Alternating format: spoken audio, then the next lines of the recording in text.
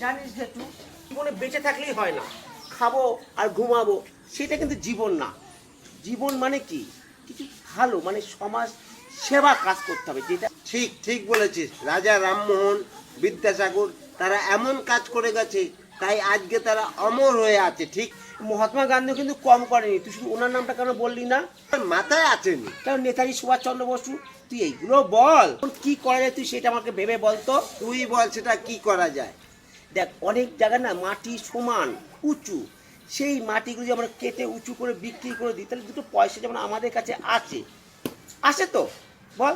আর তার থেকেও বড় কথা, এই যে বাড়িতে জল জমে থাকে সেইখানে ছোট্ট একটা নালি করে দিস, ওই জলটা কিন্তু ওইখানে গিয়ে পড়লে কী হলো, বাড়িটাও শুকনো থাকলো, ওই জায়গাটাও ভরে গেল, তাই না? ভাই আমিও একটা জিনিস চিন্তা করেছি। শোন, তুই যখন বলছিস সমাজ সেবার কাজ করতে হবে, ঠিক আছে, সমাজ সেবার কাজ কিন্তু অনেক রকম হয়। এই যে যেসব বাড়িতে বয়স্ক মানুষরা রয়েছে, ঠিক আছে, তাদের বাড়িতে অনেক বাসন পড়ে থাকে, সেগুলো আমরা দুইজনে গিয়ে যদি মেজে পরিষ্কার করে দিয়ে আসি, সেটাও কিন্তু সমাজ সেবার কাজ, ঠিক না না? শুধু তাই না, ওদের মাজার পরে দেখতে কটা বাসন ওদের কাজের, আর যে কটা কাজের না সেগুলো আমরা বিক্রি করলে কি দুটো পয়সাও আমাদের কাছে আছে, সেইটা একবার চিন্তা করতে হবে, চিন্তা করতেই হবে। ঠিক আছে, তাতে আমরা লাভবান হতে কিন্তু পারি। একটা কথা, আর কিন্তু রামমোহন রায়ের ওই চিন্তা ভাবনা, বিদ্যাসাগরের ওই ধ্যান ধারণা, ওইটা নিয়ে এগোতে হবে, বুঝতে পেরেছিস? যেটাকে বলে বিধবা বিবাহ, বুঝতে পেরেছিস? হ্যাঁ, চল তাহলে যাই ভাই। সকাল দিয়ে পরিষ্কার করতে করতে কষ্ট হয়ে গেছে। এই নিয়ে 10টা বাড়ি হলো কাজ করছি।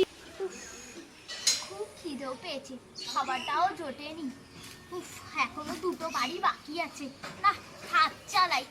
উফ, উফ, উরে বাবা, ভাই ওই যে বউটা ওই কড়া রোদের মধ্যে ঘাস কাটছে, একদম বয়সও তো বেশি না, অল্প বয়স। আচ্ছা ওই বউটা ওই মাঠের মধ্যে কাজ করছে, বউটা কে রে ভাই? ওই যে বউটা কাজ করছে, ওই বউটার কথা বলছিস তো? ওই বউটার স্বামীটা 10 দিন আগে মারা গেছে, বুঝতে পেরেছিস? ওর জন্যে ও নিজে এখন কাজ করছে, যাতে ওর নিজের সংসারটা পেটটারে চালাতে পারে, এই জন্যে, বুঝতে পেরেছিস?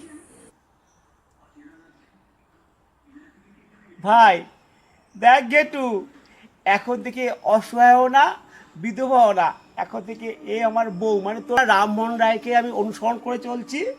ভাই তুই একটা মহৎ কাজ করলি ভাই, তুই একটা বিধবা মেয়েকে শতভাগ করলি, আর তার একটা বাচ্চা, তারাও একটা বাবা পেলো। আর 10টা বাচ্চা, দিদি তুমি আমাকে ক্ষমা করো।